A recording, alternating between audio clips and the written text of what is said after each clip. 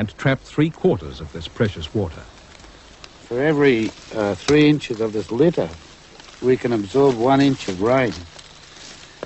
So there's a great absorbent carpet on the floor. So basically you can look on the rainforest as a tree system, or you can look on it as a lake.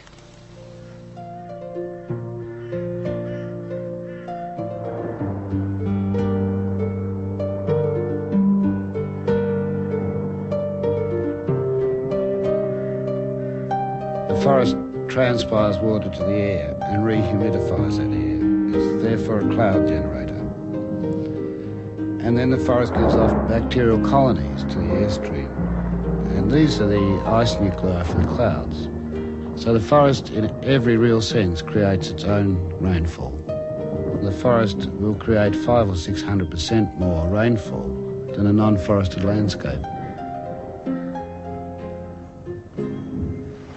So the river and the forest have a constant interdependence. The river in the whole forest is as the sap is in the whole tree, and the river takes nutrients both ways. The fish swim up, and the phosphate from the fish can flash out into this forest through birds and animals, and the forest gives leaf material to the river. So if we clear this forest in this climate for agriculture, we have maybe 14% of the nutrient of the total system in the soil. And we lose the soil, we lose the nutrient, we lose the game. In many parts of the world, the game is already lost.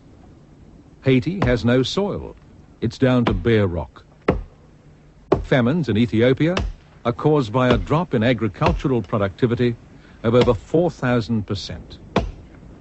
Much of the world's forests are being logged and sold to the wealthy nations. Living on barren land, the local population is forced to destroy the few remaining resources just to survive to the end of the week.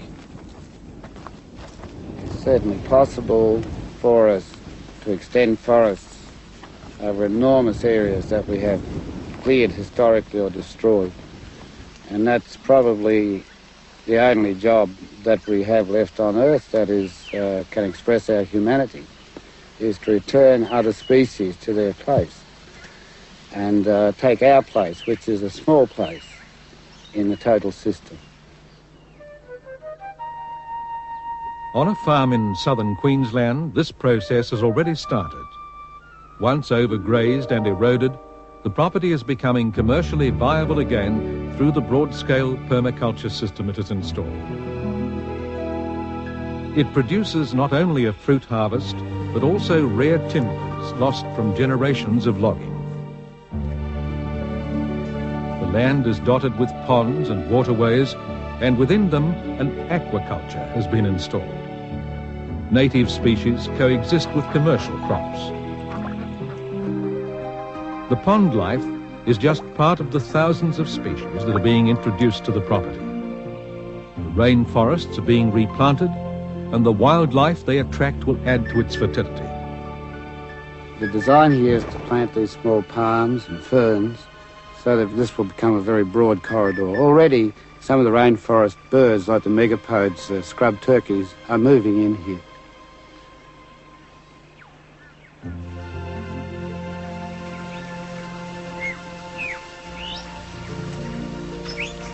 It's within these cool and shaded areas that the traffic of wildlife occurs. You can smell water rat along the river.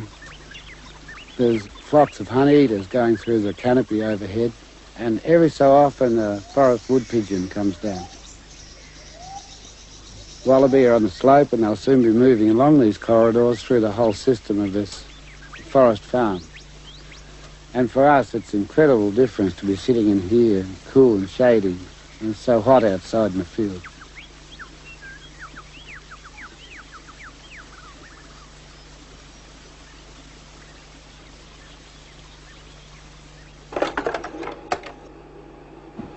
It's kind of like the end game in any arid land. Yeah, last act is the goats, right. Yeah, when you see goats, you know in the end of it. Increasingly, Mollison has been drawn to the front line of environmental problems, the Third World, where he works with local permaculture organisations. Many cultures, such as most of the Indian subcontinent and Africa, went directly from hunter-gatherer societies to agriculture, and agriculture is perhaps the final desertification of those continents.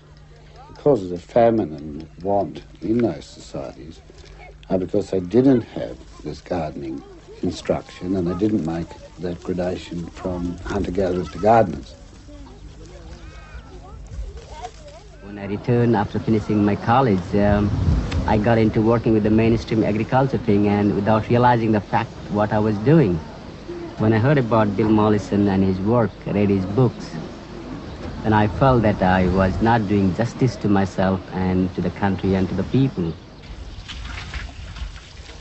So we started the farm with the idea to do something with the people, learn from them, and show them to build on what they have already. So in a nutshell, I could say it's only a teaching tool to show them that they have the resources. What we need to do is to place them together, put things in the right place. We need a little input from outside in terms of finance, and at times with the little inputs of information where we could do things ourselves. Our own people could do it. Mollison has influenced projects in Africa, Asia and Latin America. While many would see this as a charity program, Bill believes that these projects are models that the First World will need when the crunch comes for us.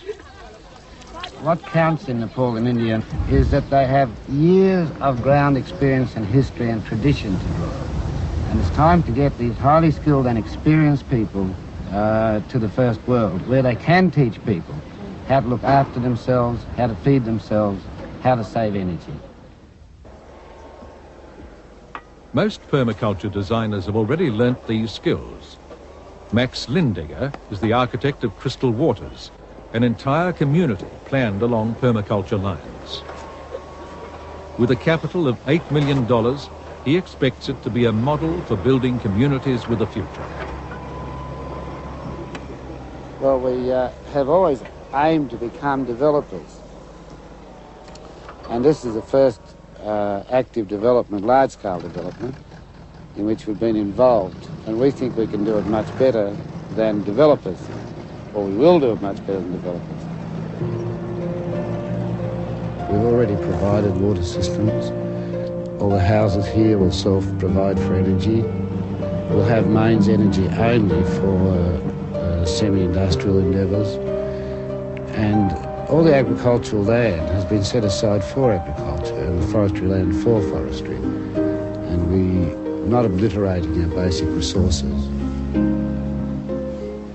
When we first proposed permaculture in 1975, only one existed in my backyard.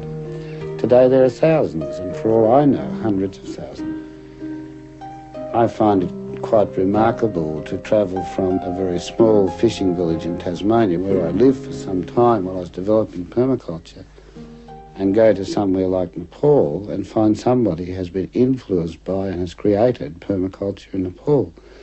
And the feeling I get is one of immense feeling of gratitude, because it's something that I personally don't have to do.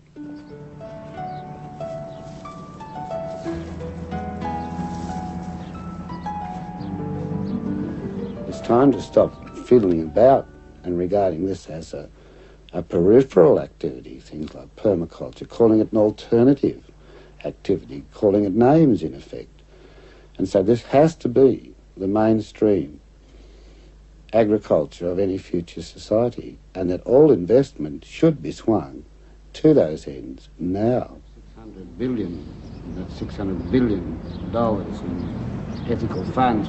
It's time to match up the will of the public to invest ethically in projects. Because even if you're an investor, even if you're making lots of money on the stock market in agrochemicals, you're also made out of meat, and so your family. And as an African said to me once, if God hadn't intended us to eat people, he wouldn't have made them out of meat. Bill contemplates cannibalism with a sparkle in his eye. Yet there's no doubt present trends are bad. Perhaps mainstream